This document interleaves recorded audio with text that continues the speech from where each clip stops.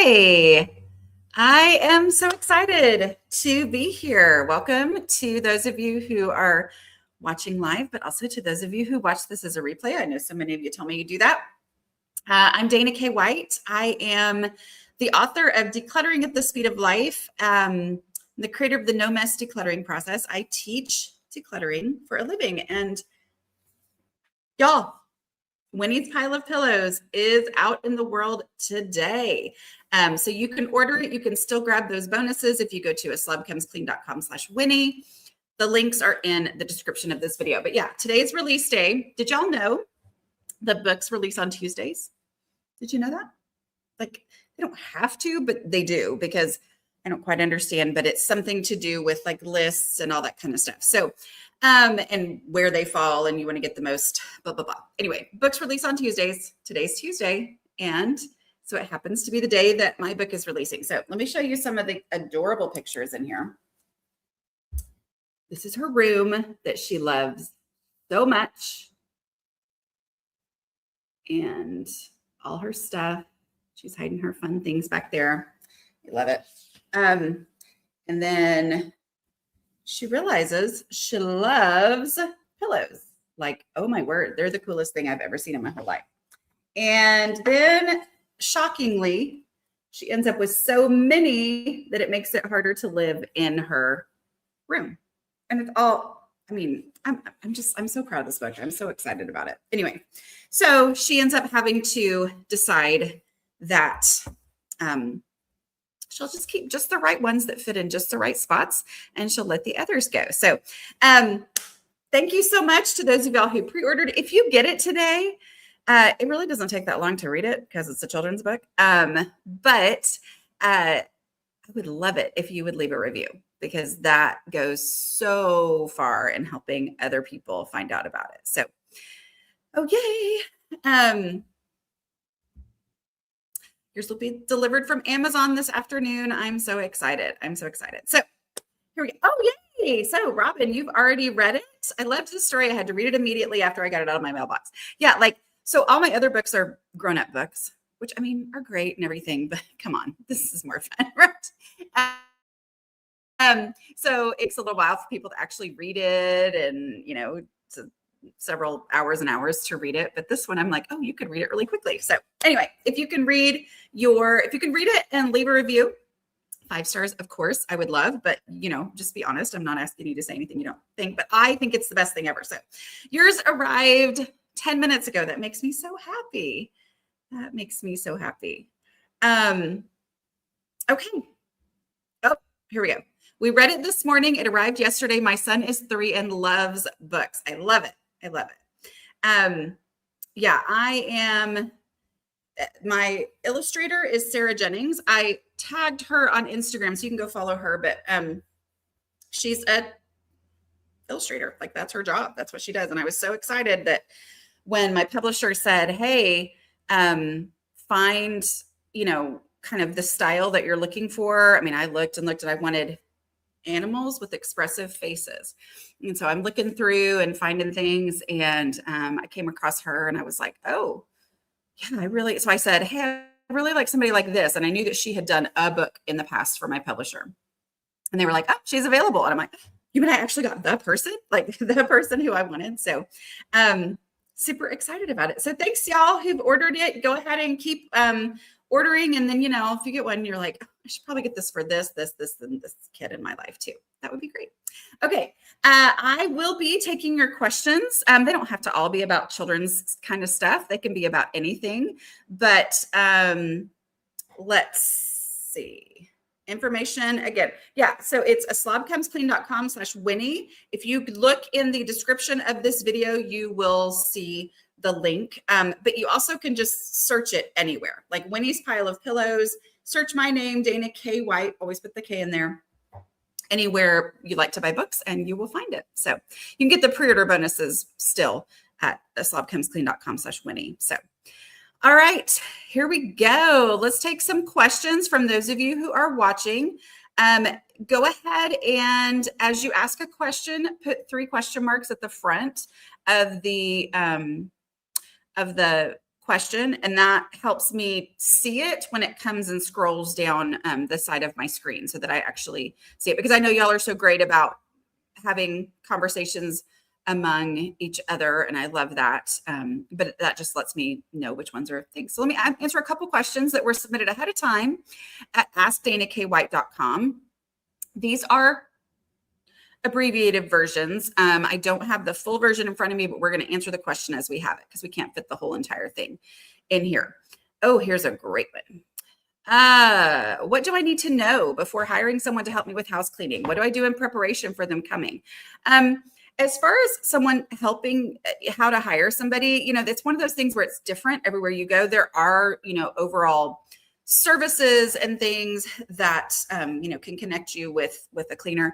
But I think the best thing to do is to talk to people, like talk to people who just casually mention, does anybody hire somebody to clean? Do you have somebody, and I know it can be for reasons that I don't agree with, it can feel uncomfortable. Like I have big feelings around this. Like if you can hire somebody to clean, hire somebody to clean. Like don't not do it only because you feel like weird about it or something. But yeah, like ask people around you, because that's who's gonna know like who's available, who's in your area, who's good. You'll be able to know kind of ahead of time what kind of amounts they charge and things.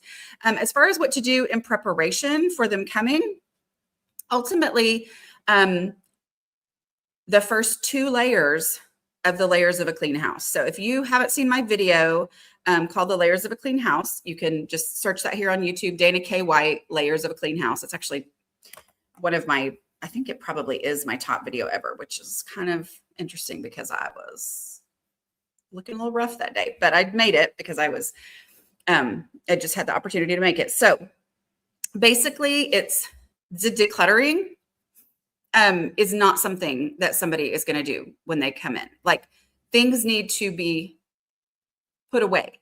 In order for things to be put away, if you have excess stuff, that means excess stuff needs to leave if there's not a place to put it away, right? Which is the whole decluttering process. It doesn't mean you have to be done with decluttering, but it does mean in the areas that they're going to clean, you need to have everything picked up and put away, okay? I know when I first started hiring someone to clean, I had off-limit rooms. I just did because I was like, I wasn't fully, completely there yet. And so I was like, can you clean everything except this area? And that's perfectly fine to do. Like you do what you got to do. And the other thing is that you need to have all your daily stuff caught up. Like they'll wash your dishes. I mean, well, different people will have different like things that they'll do. But if they spend their time washing your dishes, they're not actually going to do the cleaning because that will take all the time. Like the things that should have been done daily, dishes, daily pickups, clearing the bathrooms of clutter, that kind of things. Those things, sweeping the kitchen floor, those need to be done so that they're not spending their time that you're paying for on that. You want them to do the actual cleaning. So the Layers of a Clean House video will kind of explain those first 2 layers, and then the actual cleaning layer is the only thing that they'll do. I mean, they might do other things, but that's not really the purpose. Okay, here we go. Let's see.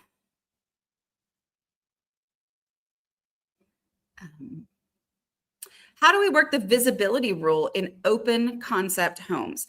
This is a fantastic question. And I was about to say unfortunately, except that it's not unfortunately, it's reality, right? Like I am a functionalist, which means I have to face actual reality and say, what does it take for me to be able to function well in the actual home that I actually have, right? And it is a challenge to, if you struggle, like I have always, like that is my nature. That's how I'm wired. I struggle with physical stuff. Like it gets out of control much more easily than other people. So a visible, the open concept thing, it's not a matter of, well, remodel your house, which is what some people will tell you, right? Like, oh, well, you should just have a house like this. And you're like, except I don't have that. Like whatever house you have is whatever house you have. I believe that the visibility rule is even more crucial in your situation. Okay. With actually go to the front door and start with what the people would see who don't walk in the house, but who are just at the front door. Start with that. Like, what is the line of sight here? And declutter it really hard. Like go hard on the decluttering, because the less stuff that you have in this visible space, which is a big chunk of your house, the less stuff that you have, the less there is to get out of control to get you to the point where, you know, you can let people in the front door, right? So start with that, and then go like to the place where somebody who just stepped inside your house for whatever reason, what would they actually, the space they would actually be in, work there. Your goal with the visibility rule is always to get through your entire house.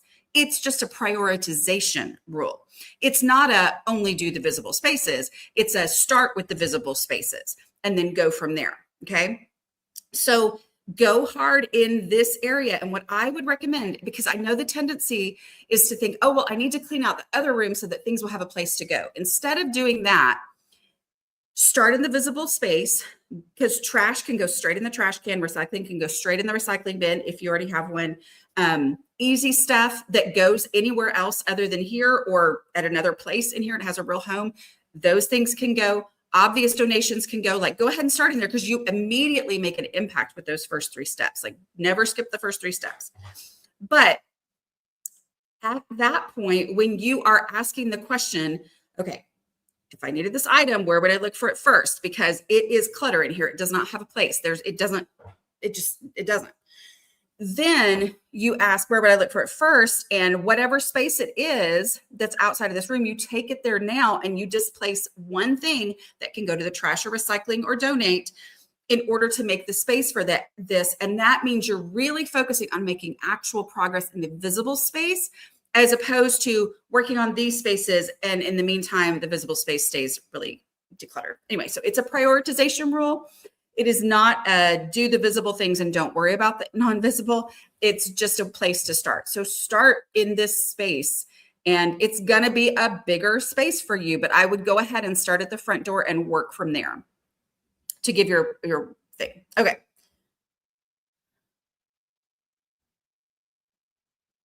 What is the age range for the book? It is ages 4 to 8. So this is this book is an actual, like, there's like story.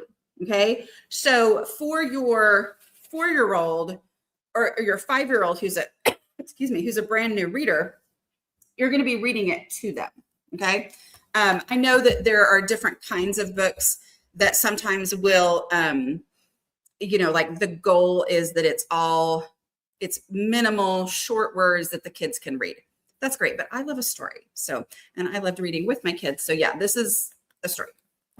Let's see. Thank you. You're being so sweet.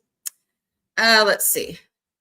I live alone and thought I needed to fill up the dishwasher before turning it on.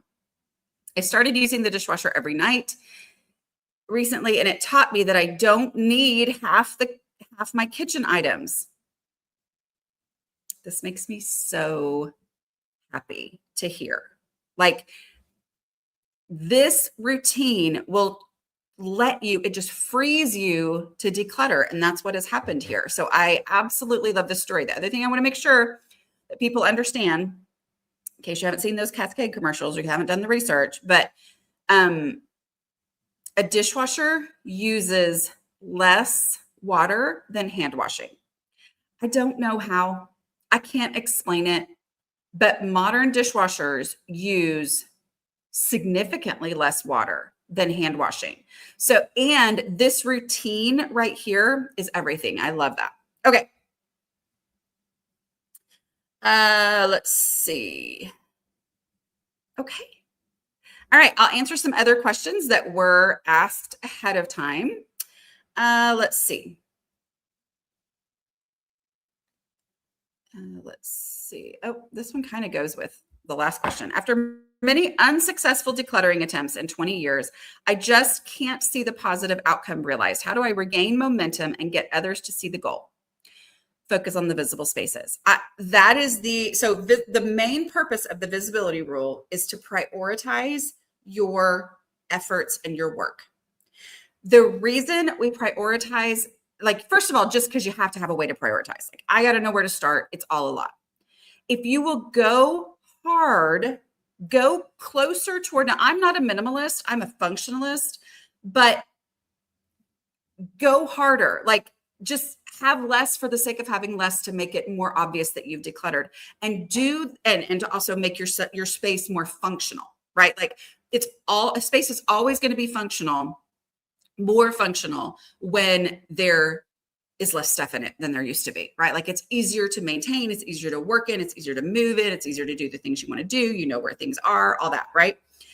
But the other side, the other reason for the visibility rule, other than just arbitrarily having a place to start, is that with the visibility rule, I see the progress that I'm making. I see the improvement in my home. I experience the functionalism being improved. I experience that this space is easier to manage. This space is, I have that experience of opening the front door and being like, okay, and going hard, like giving things real homes. The first things I would say here, I don't know what you mean when you say many unsuccessful decluttering attempts in 20 years. If you have not tried my process yet, if you're just like, oh, she talks about decluttering, I'm sure it's the same thing as everybody else says. It's not. What I say is not the same thing that everybody else says. I have an actual process. So I would recommend that you follow my 5-step no mess decluttering process. Read Decluttering at the Speed of Life. Listen to it while you work. It's an audiobook as well. You can get it at the library if finances are an issue. But do that, and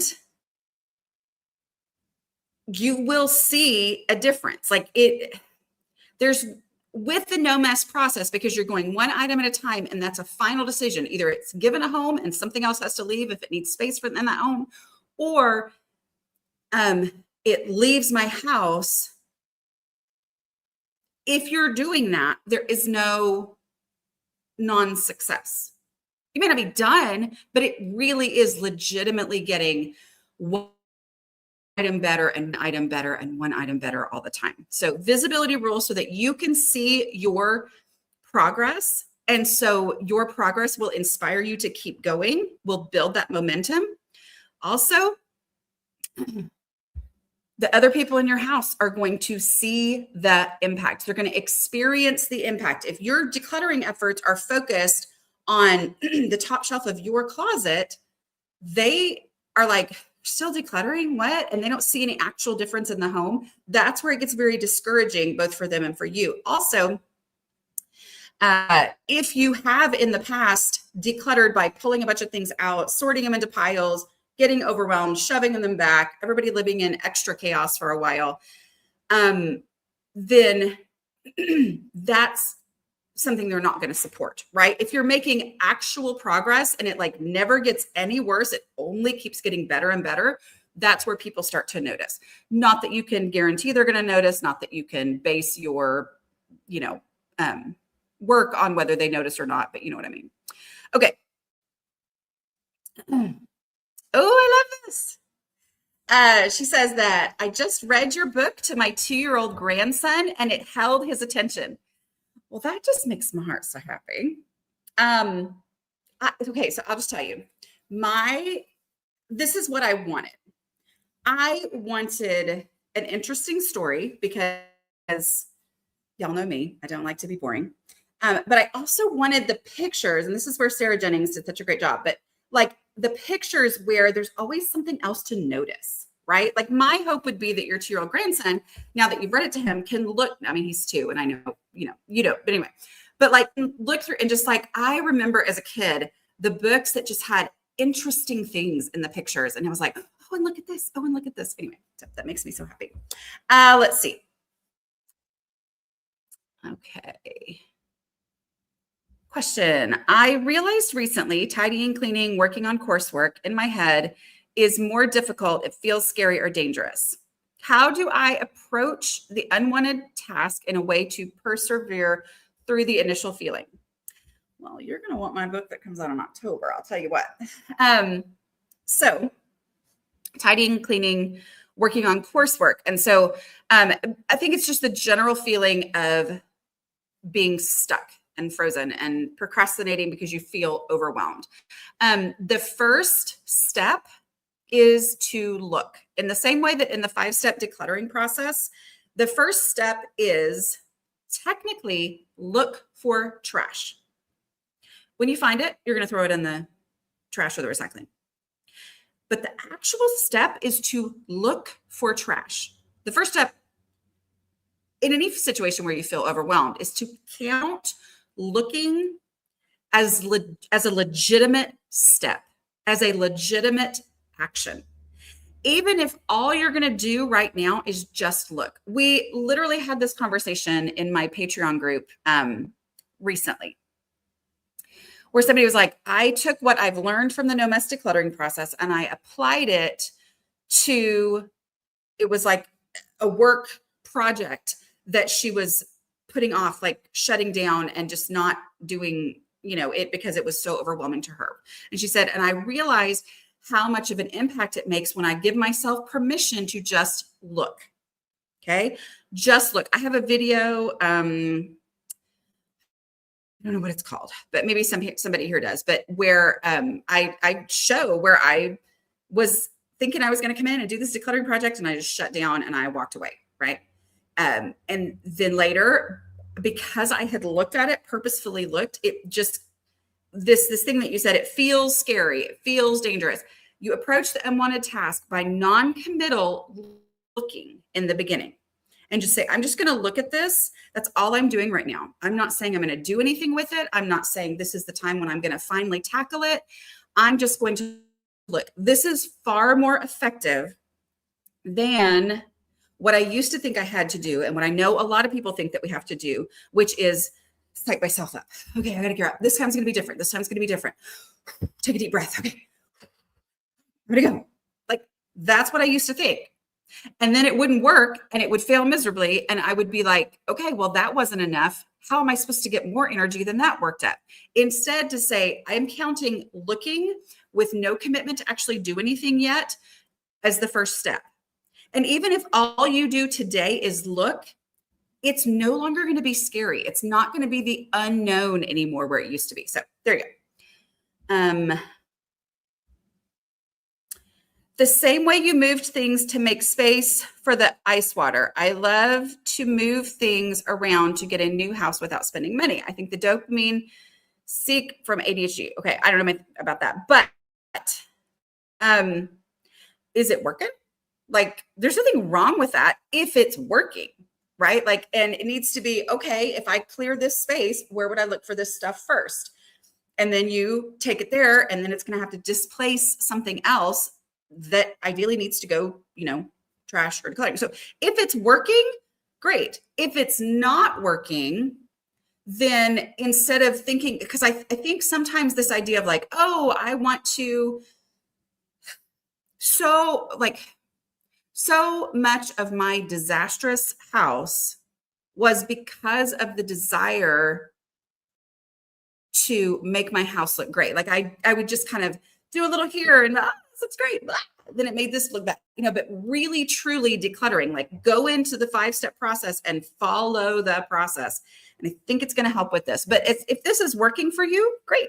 Like there's nothing wrong with it if it works, meaning you can find, what you have, where it is, you can function well in that space. This makes me laugh. Just join. Congrats on your zillionth book. I'm sure it will be super helpful for tons of people like your other books are. I feel this right now.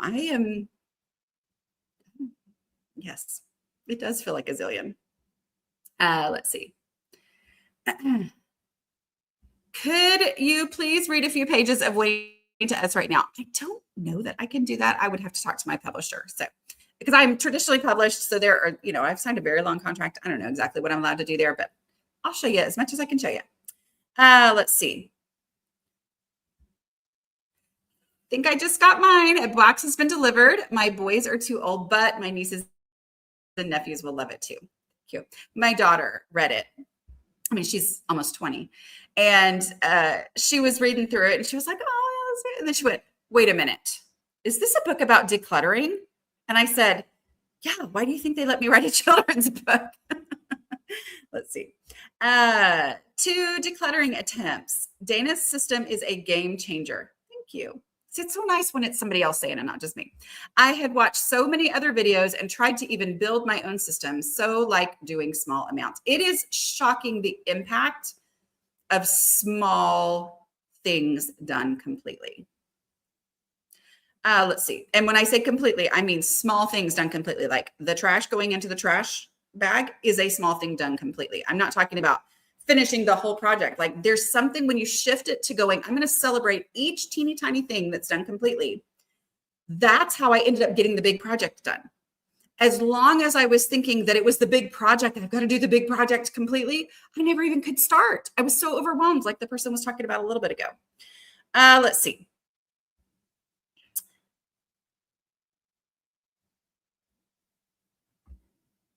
I have a room that I use as a dumping ground storage. It seems like such a mountain of stuff to tackle. How do I go about doing this in the least stressful way possible? You're going to like Thursday's video. Yeah, same way. Like there is not, and I know, believe me, I would do better on the internet if I could come up with new, different ways to be like, oh, forget what I said before. I've got a new way you need to learn. But that would do a disservice to y'all because it works. Like it is better to practice and get excellent at the 5-step no mess decluttering process than it is to change it for every situation. It works for this situation. Okay. Like a room that you use as a dumping ground storage. I would recommend you go watch the video, 1 Hour Better video that I did, I think in September. I think it probably came out August or September. I did it with Jane in her storage room. I would go to that. You start with the trash. I mean, like it doesn't change because it's so overwhelming. It's actually even more important that you do not pull everything out and make a bunch of piles, right? Because it is going to be so overwhelming. Trash can go straight into trash or recycling. Every piece of trash that goes into your trash or recycling is immediately making this space a little bit better, which makes it less overwhelming. And then you go with the easy step. What can I see and access without moving a bunch of stuff around? What can I see and access right now that I already know what to do with? That it goes on the other side of the garage, or it goes into a different room, or it goes to the other side of the house, or it just goes right here. That I can go ahead and do easy stuff that I already know. I don't have to make a decision. Do that.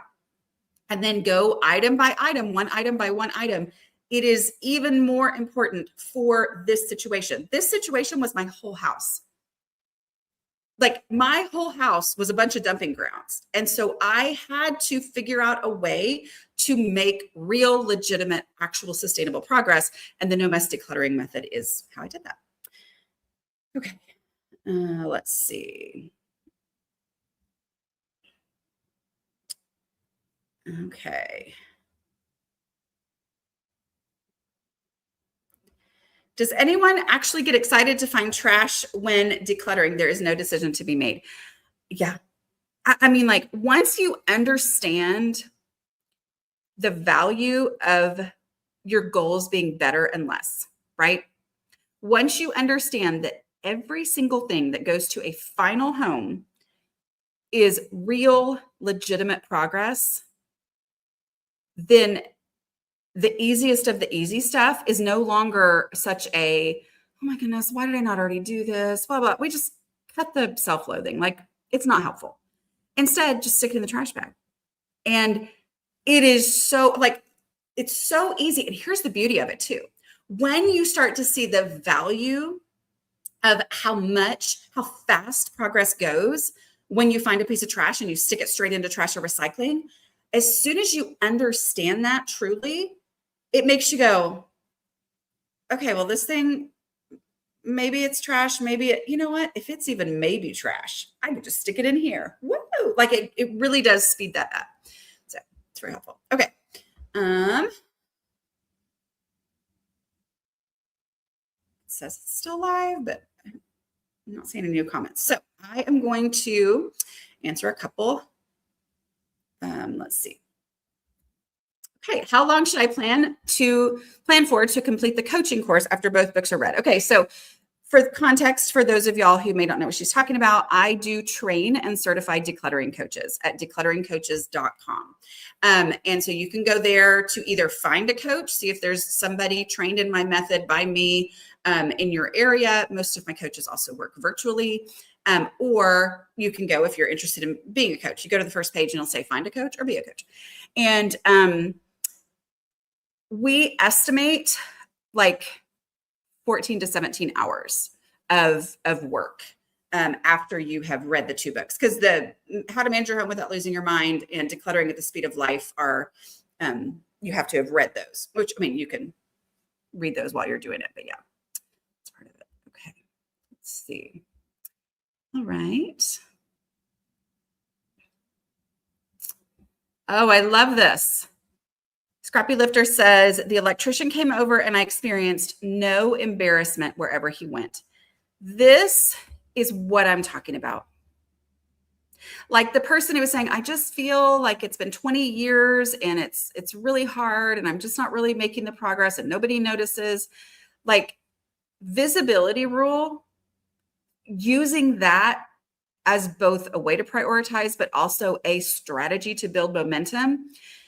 You have experiences like this. Somebody has to come in your house and you're not going to immediately be at the point where they can go anywhere that they need to go. But when somebody needs to come in and fix your cable box or your internet, whatever, or, you know, has to go to fix your oven and you're not embarrassed, y'all, I still have those moments where I feel it in my body, like this, oh my goodness, things really have changed. You know, for us, we hosted like 9 boys at our house last weekend because our church was having this event. And I found out that one of the other, we had thought we weren't going to be able to do it anyway. And then I found out one of the other people who were hosting like 15 and 16-year-old boys were going to have 21 people in their house. And I was like, we could take half that. So literally last minute, we hosted a total of like, I think with their leaders, it was like 11 people. And I don't think about it as much anymore because I'm like, sure, we can do that. But I always have a moment, this kind of makes me emotional, but anyway, I always have a moment where I'm like, there was a time when I couldn't even imagine. Like, I would have wanted to host for this event,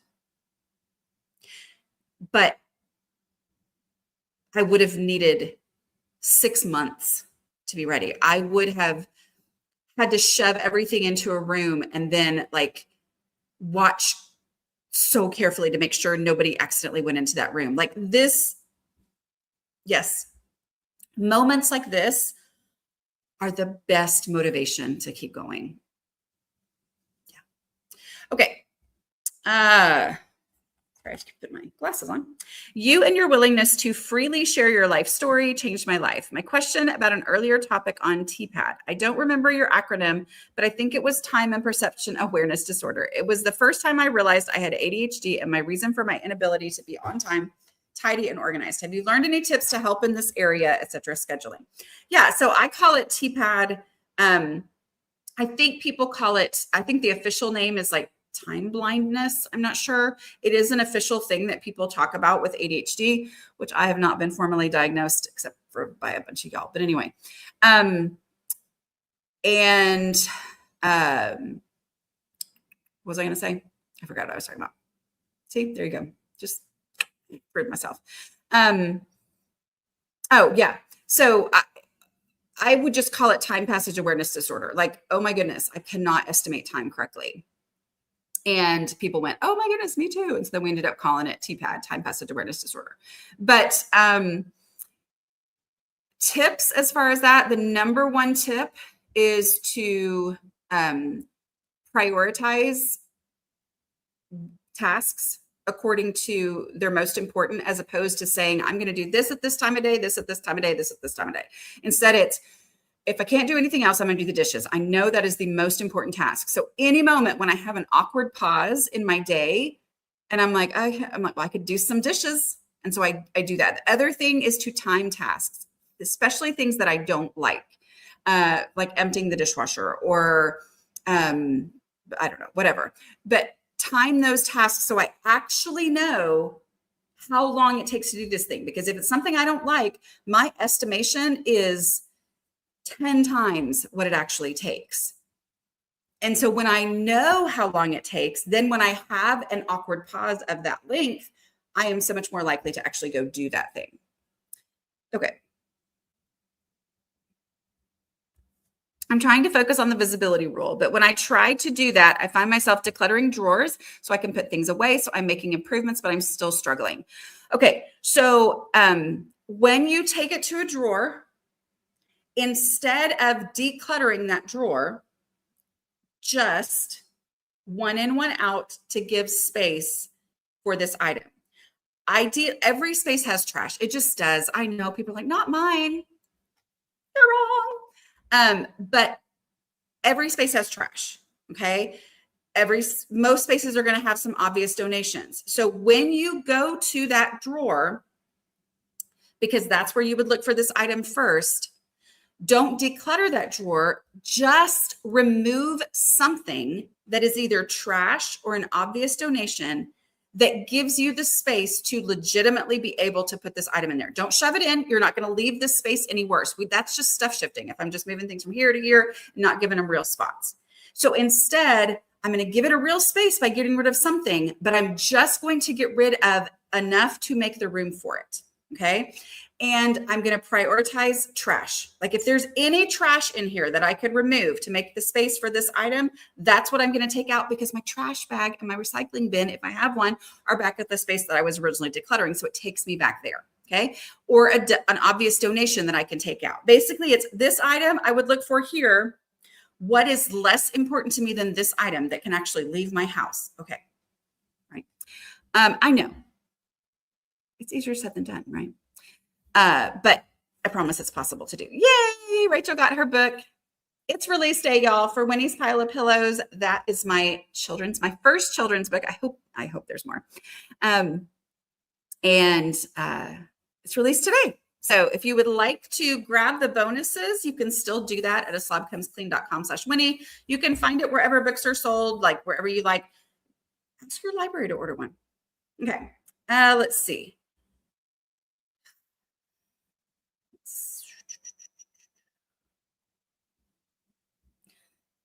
I heard you say you have another book coming out in October. Can you share what it will be? Yes. It's about procrastination. So it is coming in October. So I won't start talking about it now. I've mentioned it, but I won't start talking about it because I'm afraid y'all will get tired of me talking about it. But between now and then, but yes. You said, I have been tempted forever to ask if you have ADHD too. I have ADHD too.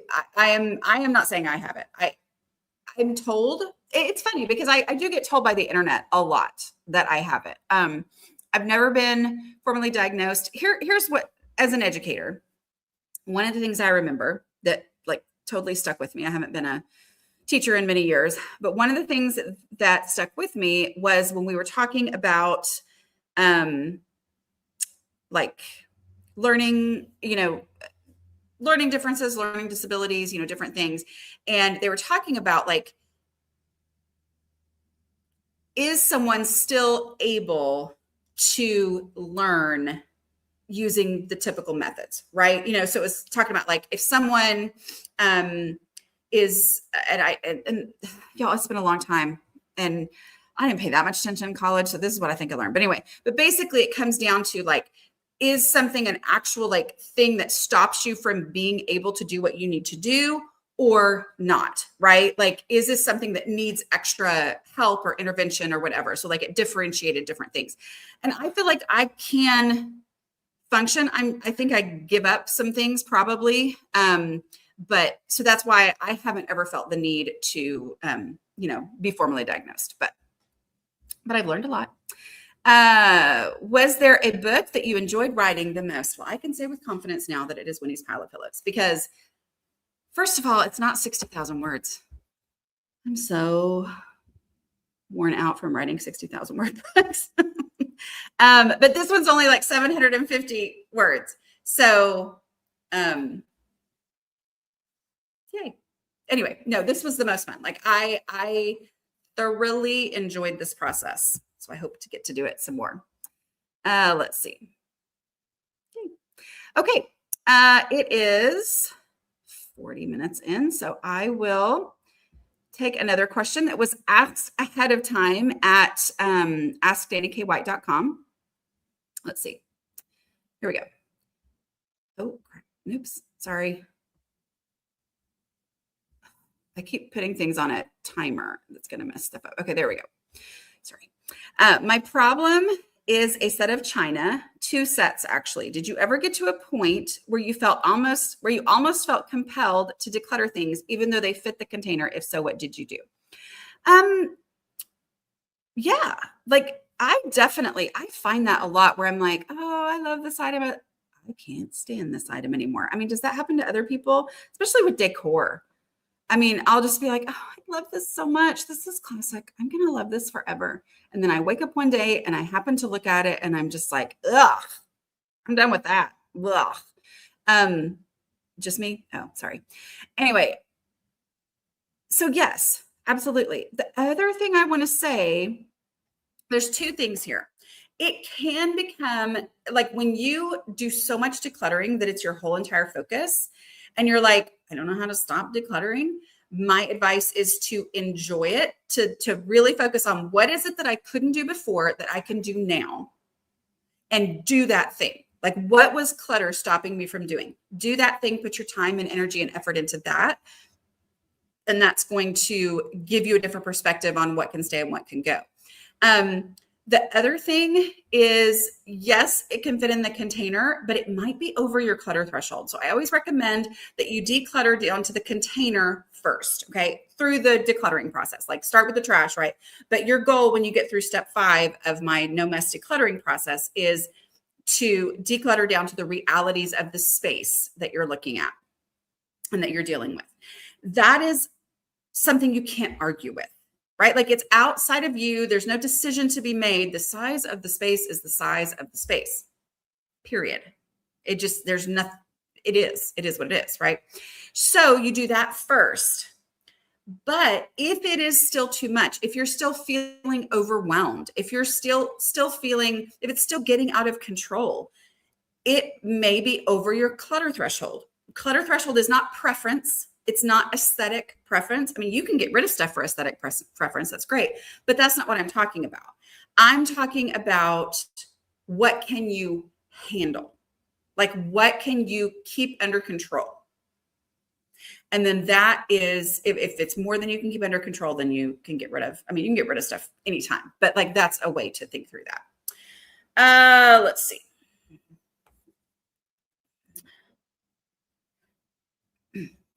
Oh, I love this. This is Mama's channel VH7VC saying this, not me. Okay. So, cause I'm not making any kind of claims, medical claims. Anyway, I did research on your math dishes concept and OMG, it's curing my depression and my whole life in general. Something I dread doing and would avoid is now becoming something manageable. Oh, that makes me happy to hear. It's because it's not overwhelming anymore. Like, so that one thing is not overwhelming to you. And that one thing makes a huge difference. So dishes math, for those of you who might be new, welcome, is that dishes don't work mathematically the way that I would assume. Okay. Meaning I used to put off doing the dishes for a long time, days. And once I did the dishes, because I was out of dishes, or because somebody was coming over, I would spend hours, like 5 hours in the kitchen, catching up on dishes, doing dishes. If it had been 5 days and it took me 5 hours to do the dishes, the math would say that it must take an hour to do the dishes every day. That math is not correct. That's not how dishes math works. Once I started doing the dishes every day, the first time, awful. But the key is the second day. The second day is where the magic happens, because the second day you actually know how much time it takes to do one day's worth of dishes, because one day's worth of dishes takes like 15 or 20 minutes. Prove me wrong. Do all your dishes today, catch up, and then do them again tomorrow and time how long it takes. I would love for you to prove me wrong. You won't, but like, even if it takes you 30 minutes, it's still not what you thought, right? But it takes 15 to 20 minutes to do one day's worth of dishes. If I wait 2 days, in my mind, it would double, right? Like if it takes 15 to 20 minutes today, then tomorrow is going to take 30 to 40 minutes. But it doesn't. It takes an hour. Like, and then because I have to move all these things around because it doesn't all fit in one sink load or in one drying rack or in one dishwashing load. Like it just takes, and there's stuff covering and I have to move and I have to finagle and I have to do all this stuff. And then the third day doesn't take 3 times the 15 to 20 minutes. It doesn't take 45 minutes to an hour. It takes hours because now I've got stuff everywhere and there's all anyway, if you will try it, you'll be shocked. Yes. Someone else says dishes math is real. What's funny? I think in my Patreon group one time, one of our members was a mathematician and she was like basically making the actual formula to prove the point of dishes math. Like, this is how the formula for dishes math works. And I was like, that looks amazing. I don't get it. Anyway, let's see. We will answer a couple more. Let's see.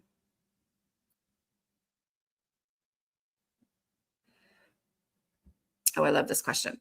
This is a perfect one for kids. Okay. And you should go get Winnie's Pile of Pillows. My new book, it releases today. I love hearing those of y'all who've gotten it and have read it. I would love for you to go leave a review, please. If you're wherever you purchased it, would be great. Once something has been decluttered, say 5 stuffies are left filling their container, and while decluttering a different area, another stuffy is found, what would you recommend with the 6th stuffy? This is where the 1 in, 1 out rule comes in. I didn't used to understand what the 1 in, 1 out rule meant because I didn't understand that there was a limit to how much stuff I could keep, that spaces were natural limits. I didn't understand that. Once I had decluttered, so you've done the right thing to declutter down to the realities of this space. But if you find another stuffy and you would look for it here, then it becomes a matter of, okay, great. Here's this stuffy. I would look for it here where the stuffies are, and that there's no room for it. So which one am I willing to get rid of in order to make the room for this one? Oh, you're not willing to get rid of any of those for this one? Oh, okay. Well, then there's no room for this one. Like, I mean, and it's hard, and you don't have to be mean when you say it. You get to be nice. You get to be like, oh, that's so hard, man. Oh, but I want to put stuffies on this shelf too. Okay, great. We can absolutely do that.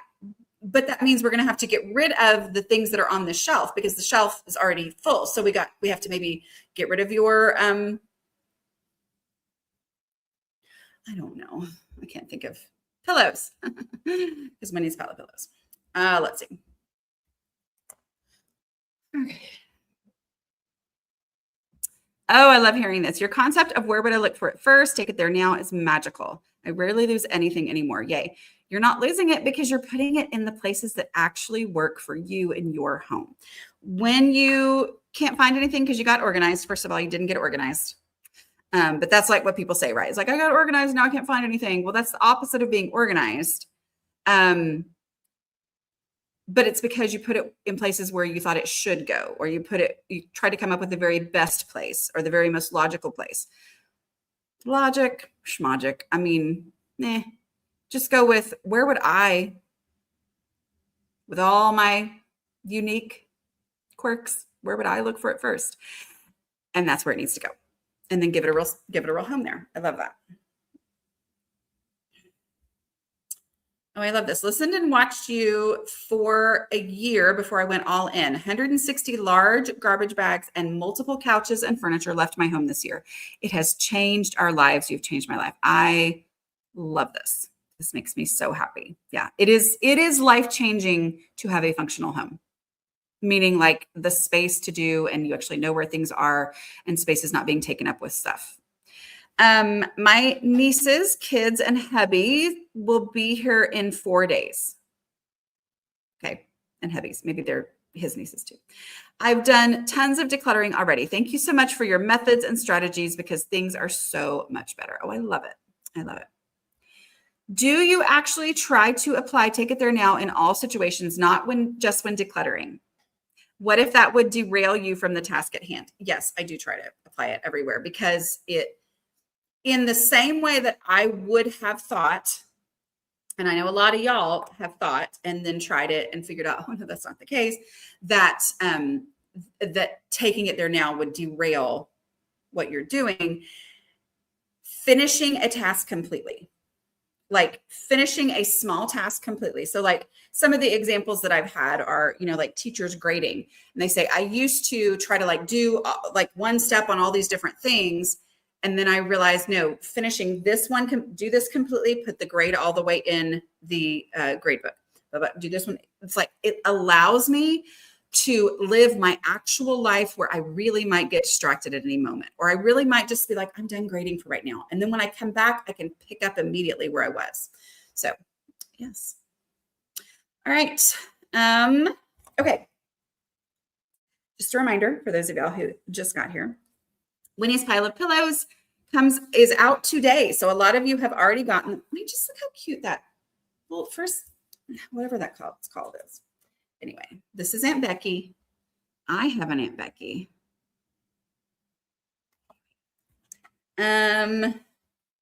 See, here she is at a garage sale where she had just realized how much she loved pillows. And now she's at a garage sale. And do you see all those pillows back there?